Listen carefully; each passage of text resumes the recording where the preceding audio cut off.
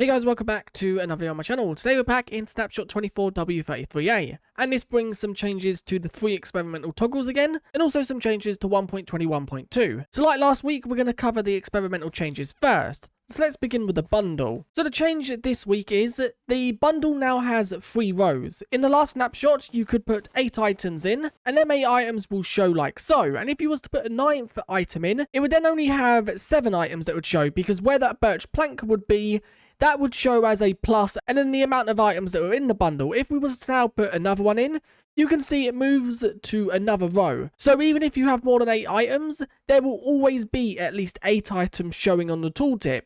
Now let's quickly just fill up this row, so you can see if I add one more item, you can see what happens, and it moves everything down by 1, and then it does a +5 on the 3rd row rather than the 2nd row. You can see the birch stair is number 1 if I click 1 on my keyboard, and if I click number 8, that is the birch door. And you can see if I add a few more items in now, so I added 3 more items, I cannot select the birch fence or the birch door using my keys. I have to use scroll wheel. And that is another thing I want to mention. You can use your scroll wheel on keyboard and mouse to select the different items. And that is currently the only way to select the last 2 items if you have the bundle completely filled with extra items, as your keys only go 1 to 9. Now let's cover the minecart experimental toggle and the changes made to this. First thing, dispensers can now stack minecarts again. So if you have a dispenser dispensing minecarts, it will now be able to stack more than one on a single rail.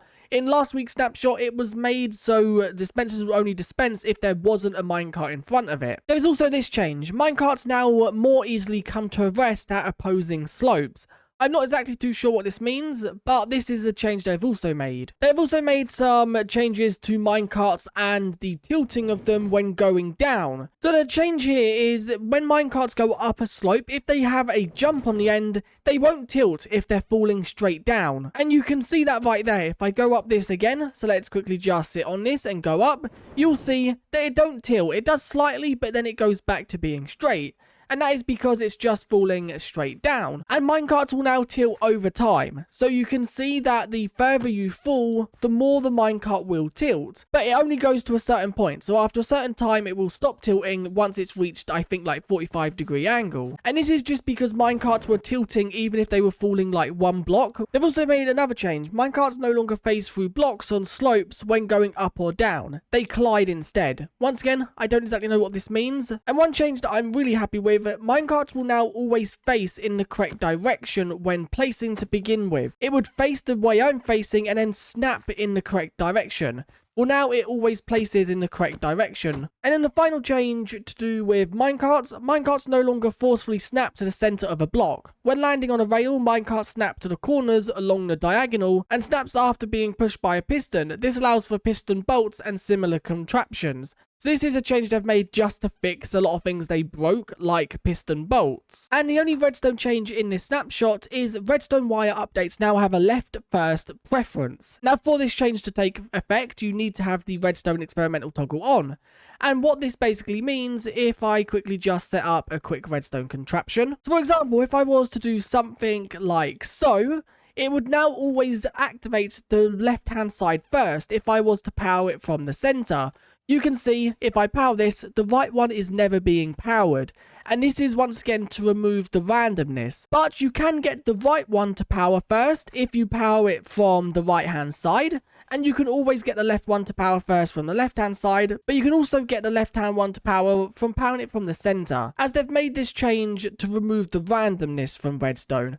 Which I'm honestly not a fan of this. I preferred it when it was random because it kind of could be used for a few different things. They've also added this though. The remaining edge cases, which are still random, are situations where wire gets powered from above or below without enough context. Now that is everything for the experimental toggles. There's not that many, but now let's cover the changes inside of 1.21.2. So one of the changes made inside of this snapshot is when you have a world border, if you was to throw a projectile at it, this is things like tridents and arrows, they will now bounce off the world border. I think before they would go through and get stuck, well, you can now see that they are bouncing off and going within the world border, so you can pick them up again. This does also work with arrows, so if I shoot an arrow, you can see the arrow bounces off and comes back within the world border. Now let's quickly cover some of the technical changes, as they've added some new item components. So one of the new ones is use remainder, and this is for things like stews. Stews have a use remainder of a bowl, because when you use them, the game wants you to keep the bowl.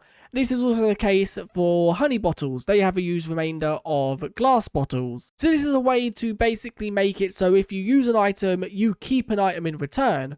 And this can be used in minigames, because you can have a use remainder of, for example, honey bottle to be a diamond. Now, if you want to know how to use the use remainder, it would be set up as something like this. So let's quickly just give ourselves a honey bottle, for example. And then if I quickly just drink this, we should get a stick in return. So now if I quickly just drink this honey bottle, we should get a stick in return, which you can see we have. And that is because the command is giving us the use remainder of a stick. There's another new item component, and that is use cooldown. And the use cooldown basically is for things like goat horns that have a cooldown between uses. And this is how this one is set up. So you have the seconds, which this case is 1.5. And then there is also a cooldown group. Now this cooldown group is optional, and what this group is for items like goat horns. So when you use one goat horn, every single goat horn will have a cooldown. So if you make this custom group, every single item within the custom weapon will go on cooldown when this item does. Now I'm not exactly sure how this works, because I've given myself, let's quickly just give myself one in the weapon category, and then one in the custom weapon. If I use this, both of them go on cooldown. So I'm not exactly sure how this weapon grouping works. But you can see the cooldown is 1.5 seconds if I use this. And I can quickly just adjust that. Let's make it 10.5. Let's quickly just do 10.5. And if I now use this one, you can see the cooldown is a lot longer. Now quickly jump into the patch notes, because there are some other changes. There are changes to the food component. The food component has been changed to make it a data container, which I'm not exactly sure. I think this is now used in the consumable. So this is for things like food, potions, ominous bottles, suspicious stews. And you can see an example of the command right here. So you've got consumable, how long it takes to consume the item, the animation it takes, the sound event it takes, and also if it has consuming particles. So these are edible particles.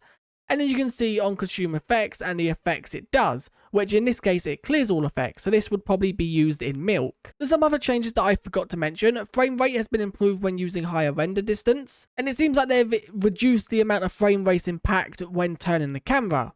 The recipe book now repeats the last selected recipe when the selected key is pressed. This is either space or enter. I think this is a good change.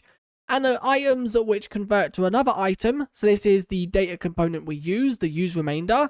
So things like honey bottles, they'll no longer give you the remainder item when you're in creative mode. Now there are a lot of resource pack changes, mainly to do with shaders and post-processing effects. I'm not going to cover these. I will have the patch notes linked in the description if you do care about the resource pack changes.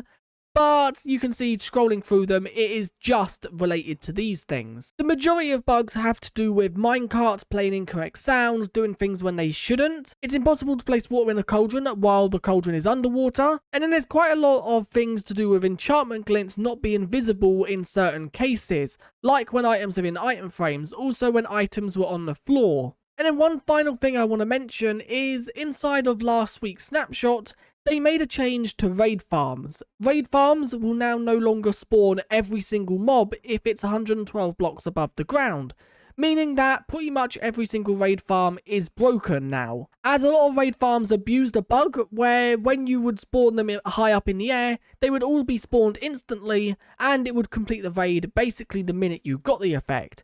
Well, that has now been patched, and a lot of raid farms will be broken as of this update. But anyway, that is it for this video. If you did enjoy, do leave a like and subscribe, and I guess I'll see you guys in the next one. Bye!